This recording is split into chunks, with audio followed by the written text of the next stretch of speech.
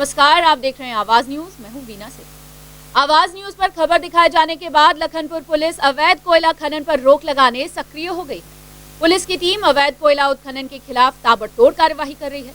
Police की इस कार्यवाही से कोयला तस्करों में हड़कंप मचा हुआ है। आवाज न्यूज की खबर का असर हुआ है। आवाज न्यूज ने लखनपुर क्षेत्र में चल रहे अवैध कोयला खनन की खबर को प्रमुखता से दिखाया था, जिसके बाद लखनपुर पुलिस नींद से जागी और कोयला तस्करों के खिलाफ कार्रवाई शुरू कर दी है। पुलिस की ताबड़तोड़ कार्रवाई से कोयला तस्करों में हड़कंप मचा हुआ है। यही नहीं, खबर दिखाए जाने के बाद लखनपुर क्षेत्र में काफी हद तक अवैध कोयला खनन पर रोक भी लगा है। पुलिस की टीम ने बीते 7 दिनों में अवैध कोयला के खिलाफ कार्रवाई करते हुए 22 टन कोयला जब्त किया है, जबकि पुलिस ने अलग अलग क्षेत्रों में कार्रवाई कर खुली खदानों से 2 बाइक सहित कई साइकिल भी बरामद किया है। दरअसल कोयला तस्कर बाइक और साइकिल से अवैध कोयले का परिवहन कर रहे थे। वहीं छापेमारी के दौरान पुलिस को देख कोयला तस्कर बाइक और साइकिल छोड़कर मौके से भाग निकले। हालांकि छापामार कार्रवाई के दौरान पुलिस के हाथ एक भी कोयला तस्कर नहीं लगा। सभी अपने वाहन और कोयला छोड़कर मौके से भाग निकले। गौरतलब है कि इन दिनों लखनपुर क्षेत्र में बड़े पैमाने पर अवैध कोयले का खनन कार्य चल रहा था, जिस पर रोक लगाने के लिए आवाज न्यूज ने कोयला तस्करी की खबर प्रमुखता से दिखाई थी, जिसके बाद पुलिस अधिकारियों के निर्देश पर लखनपुर पुलिस ने ताबड़तोड़ कार्रवाई शुरू कर दी है। लेकिन खनिज विभाग अभी भी गहरी नींद में सोया हुआ है। खनिज विभाग अब तक अवैध कोयला खनन के खिलाफ कार्रवाई करता नहीं दिख रहा है, जिसे लेकर कई सवाल उठ रहे हैं। लोगों ने जब जब सूचना मिली है तब तक लगातार वहां जाके कार्रवाइयाँ की हैं। कई टन कोयला हमारे द्वारा जब्त किया गया है अवैध रूप से। कई लोगों को जेल भी भेजा गया है। कुछ मोटरसाइकिल, कुछ साइकिल भी बीच में हमारे द्वारा लगातार कार्रवाई करके कार्रवाई किया गया है। वैधानिक कार्रवाई जो भी बनी है हम लोगों ने किया है। कोरोना संक्रमण की वजह से सेंट्रल जेल अंबिकापुर से पेरोल पर रिहा हुए 27 कैदियों की समय सीमा बीतने के बावजूद जेल वापसी नहीं हुई। अब इन फरार बंदियों को पकड़ने के लिए जेल प्रबंधन कागजी कार्यवाही कर एक्शन के मूड में नजर आ रहा है।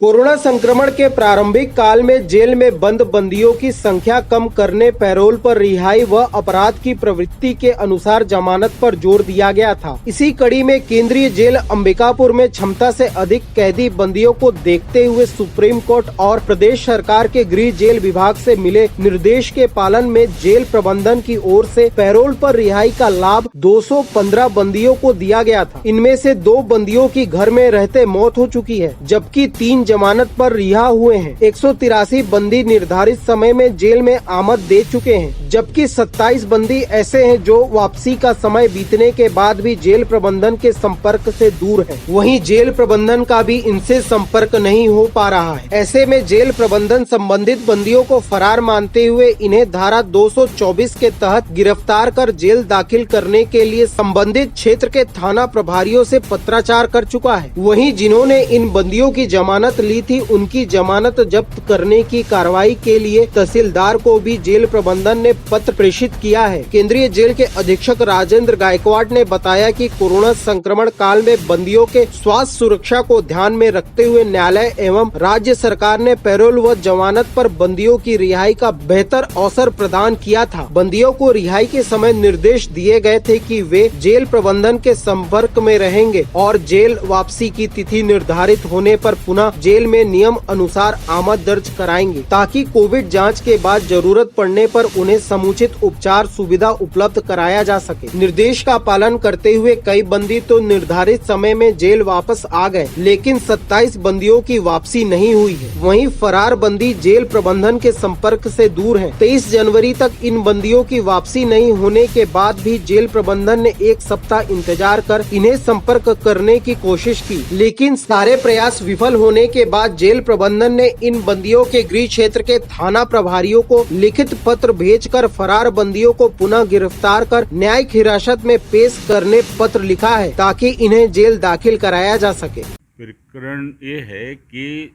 मार्च 2020 से लेकर और 21 जनवरी 2021 तक 215 कैदियों को माननीय न्यायालय के निर्देशों के परिपालन में कोविड-19 वायरस के बचाव के लिए बंदियों को अवकाश दिए गए थे। जिलाधीश कार्यालय से विभिन्न और पश्चातवर्ती छुट्टी जो है महानिदेशक जेल के वहाँ से स्वीकृत हुआ था और उस टर्म्स कंडीशन पूरे भरे गए थे कि छुट्टी समाप्त होने के बाद उनको जेल आना है। और उनमें से 183 लोग छुट्टी काट के अपने जेल में उपस्थिति दे दिए हैं। 27 ऐसे बंदी हैं जिनके घरों पर सूचना भेजी गई है और उनके परिजनों को, अधिवक्ताओं को, साथ ही साथ उनके जो तहसीलदार हैं या वहाँ का पुलिस स्टेशन है उसको भी सूचना दे दी गई है कि उनको अविलंब जो है ना जेल में प्रवेश दिलाएं। ऐसी स्थिति ना करने पर उनके विरुद्ध 224 का मामला दर्ज होगा, जिसमें 6 महीने की अतिरिक्त सज़ा उनको दी जाएगी। 2 कैदी छुट्टी के दौरान जो है बीमार पड़े और उनका देहांत हो गया है। नहीं, इन लोगों का जो वर्तमान में लोकेशन है ना, वो लोकेशन पता करने के लिए पुलिस थाने वाले जा रहे हैं और जहाँ जहाँ से स्थिति पता चल जा रही है वो लोग आके अपनी उपस्थिति दे रहे हैं। गांव देहात के कुछ बंदी ऐसे भी होते हैं जिन तक मतलब दूरभाष नहीं है, मोबाइल नहीं है, तो वो लोग भी धीरे धीरे करके आ रहे हैं। अच्छा, इनको आने के पहले RT-PCR भी कराना है। बिना RT-PCR के जेल के अंतर्गत नहीं है, तो कुछ लोग RT-PCR भी करा लिए, उनकी रिपोर्ट भी आ रही है और जैसे रिपोर्ट आ जाएगी वो जेल के अंदर आ जाएंगे। रघुनाथपुर पुलिस चौकी अंतर्गत एक नाबालिग युवक का शव मिलने से इलाके में सनसनी फैल गई। पुलिस की टीम ने शव को बरामद कर लिया है। युवक की आत्महत्या का कारण अज्ञात बना हुआ। वहीं पुलिस मर्ग कायम कर मामले की जांच कर रही है।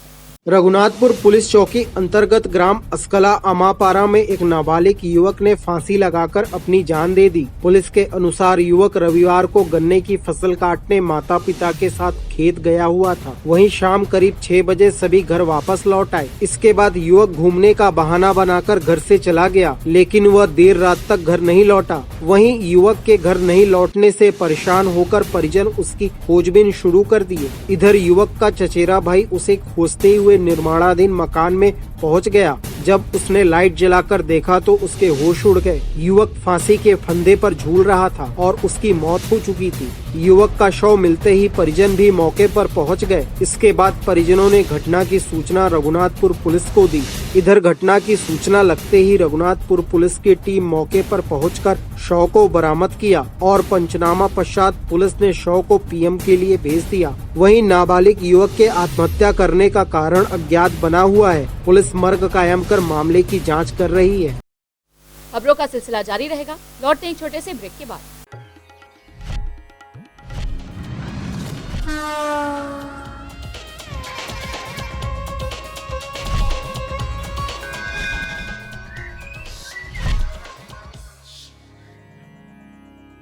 VM इंटरनेट सर्विस शहर का सबसे सस्ता high speed fibre internet service. 100 Mbps मात्र 700 रुपए में विद टैग। तो चाहे वर्क फ्रॉम होम हो या ऑनलाइन क्लास, याद रखें VM इंटरनेट सर्विस। अधिक जानकारी के लिए संपर्क करें Vande Mahamaya cable network VM internet service, Alaknanda complex, प्रथम तल, अग्रसेन चौक, अंबिकापुर, सरगुजा। Mobile number 9111785555 7440765555।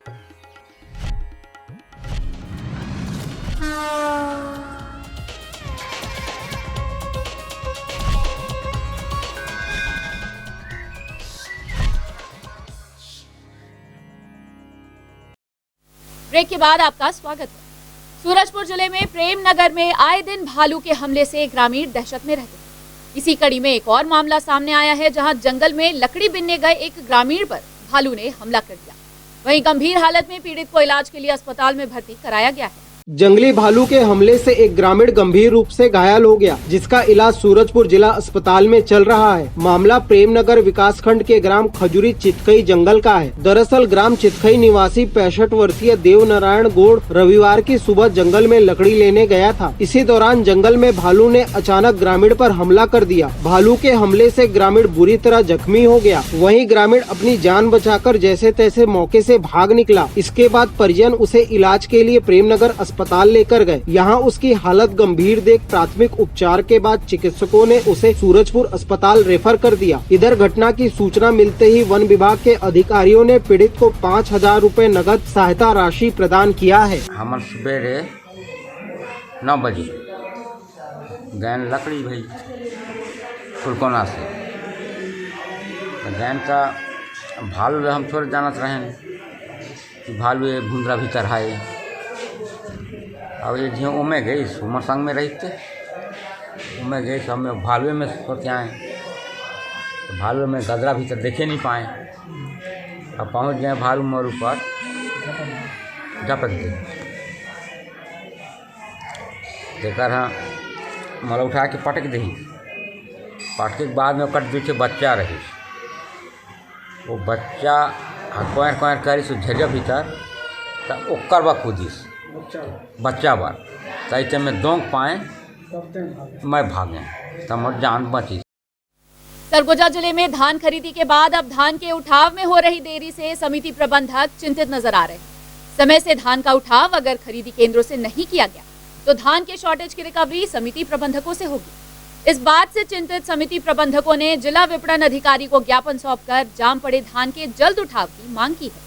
सरगुजा जिले में इन दिनों धान समिति केंद्रों के प्रबंधकों की चिंता बढ़ गई है। दरअसल धान खरीदी समाप्त होने के बाद अभी भी आधे से अधिक समिति केंद्रों में धान जाम पड़ा है, जबकि अनुबंध के अनुसार धान खरीदी के 72 घंटे बाद खरीदी केंद्रों से धान का उठाव किया जाना था, जिससे समिति प्रबंधकों को धान की सूखती का अनावश्यक बोझ न उठाना पड़े। लेकिन सरगुजा जिले में धान उठाव में हो रही लेट लतीफी को लेकर समिति प्रबंधक चिंतित नजर आ रहे हैं। जिले के कई समिति केंद्रों में लाखों क्विंटल धान अभी भी जाम पड़ा है। समिति प्रबंधकों का कहना है कि अगर धान का समय रहते उठाव नहीं हुआ तो धान की सूखती के नाम पर उनसे रिकवरी की जाएगी। वहीं परेशान समिति प्रबंधकों ने जिला विपणन अधिकारी को ज्ञापन सौंपकर मांग की है कि समिति केंद्रों से जल्द धान का उठाव किया जाए। यही नहीं, समिति प्रबंधकों ने चेतावनी दी है कि यदि समय पर धान का उठाव नहीं किया गया तो आने वाले दिनों में वे हड़ताल करने को मजबूर होंगे।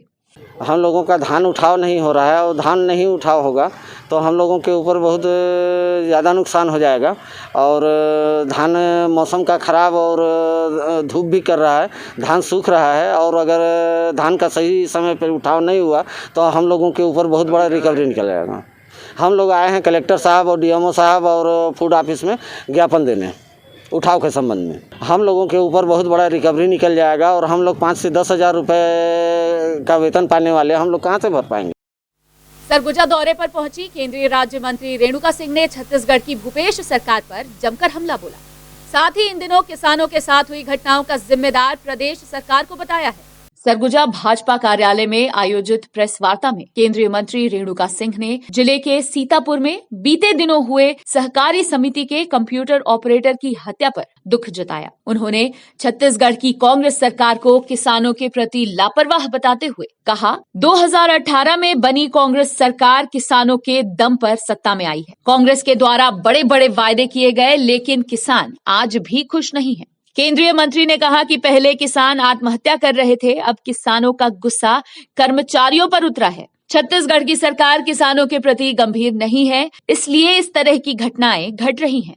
छत्तीसगढ़ किसानों का प्रदेश है और छत्तीसगढ़ सरकार की रीढ़ भी कृषि ही है। और ये 18 में कांग्रेस की जो सरकार आई है किसानों के दम पर ही आई है। बड़े बड़े वादे किए गए थे, किसानों को बहुत उम्मीद थी कि हमारे सभी सारे के सारे धान खरीदे जाएंगे, हमें समय पर पैसा मिलेगा, बारदाना मिलेगा। लेकिन आप पिछले 2 साल से देख रहे हैं कि किसान बहुत परेशान है। और सीतापुर में जो घटना हुई ये बहुत दुखद घटना है।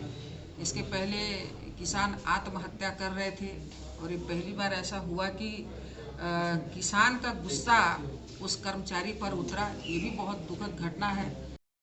बुलेटिन में फिलहाल सिर्फ इतना ही। शहर से जुड़ी खबरों के लिए देखते रहिए आवाज न्यूज। इस न्यूज के स्पॉन्सर हैं वीएम इंटरनेट, अलकनंदा कॉम्प्लेक्स, प्रथम तल, Agrasen Chowk, Ambikapur, Surguja, Chhattisgarh. VM internet service शहर का सबसे सस्ता high speed fibre internet service. 100 MBPS मात्र 700 रुपए में विद टैग। तो चाहे वर्क फ्रॉम होम हो या ऑनलाइन क्लास, याद रखें वीएम इंटरनेट सर्विस। अधिक जानकारी के लिए संपर्क करें Vande Mahamaya cable network. VM internet service, Alaknanda complex, प्रथम तल, अग्रसेन चौक, अंबिकापुर, सरगुजा। Mobile number 9111785555 7440765555।